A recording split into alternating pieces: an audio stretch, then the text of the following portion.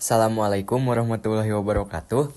Pada kesempatan kali ini, saya akan menyampaikan materi tentang Sunan Kalijaga, yaitu salah satu tokoh Wali Songo yang sangat berpengaruh dalam penyebaran Islam di Pulau Jawa.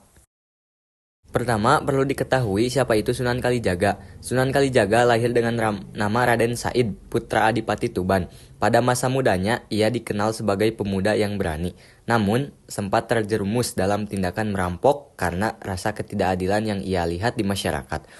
Perubahan besar terjadi setelah beliau bertemu Sunan Bonang, yang kemudian membimbingnya menuju jalan kebenaran. Sejak saat itu, Raden Said dikenal dengan nama Sunan Kalijaga.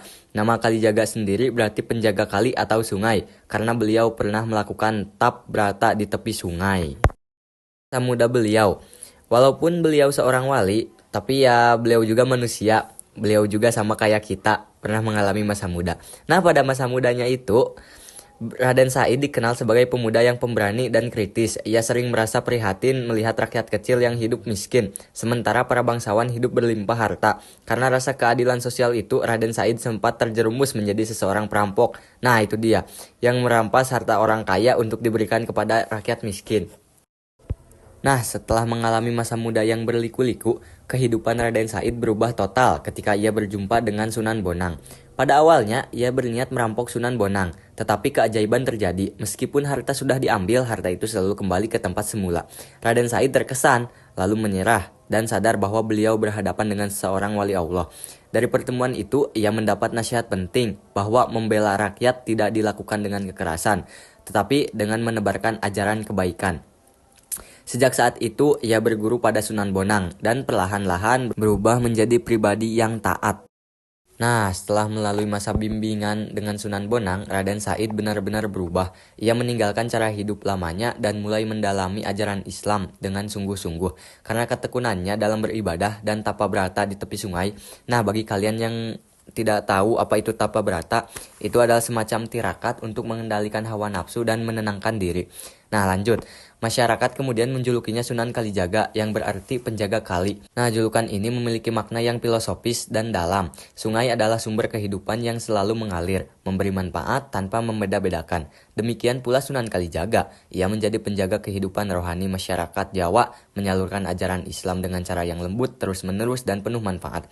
Sejak saat itu, namanya dikenal luas sebagai salah satu wali yang paling dihormati dalam Wali Songo.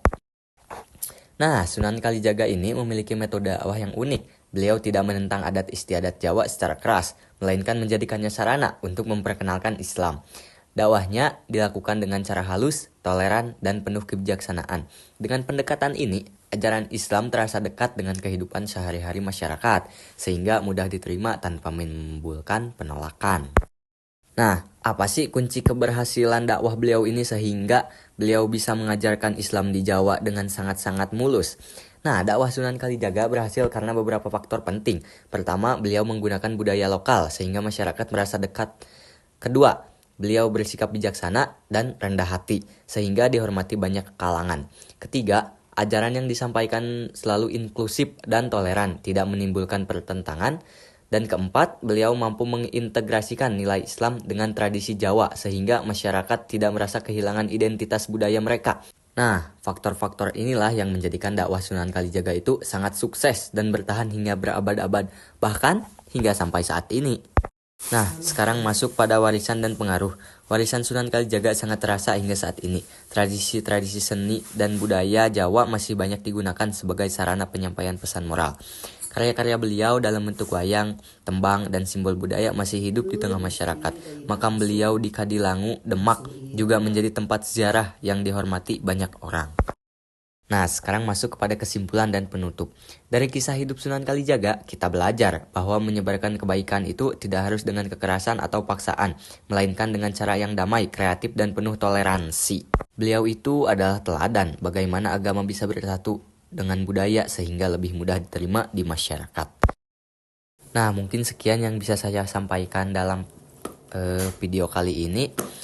Sebelum saya tutup, ada quote yang sangat menarik dalam penyebaran dakwah di Indonesia yang dilakukan oleh Sunan Kalijaga. Sebaik-baiknya dakwah adalah yang mampu merangkul, bukan memukul, mengajak dengan kelembutan, bukan dengan paksaan.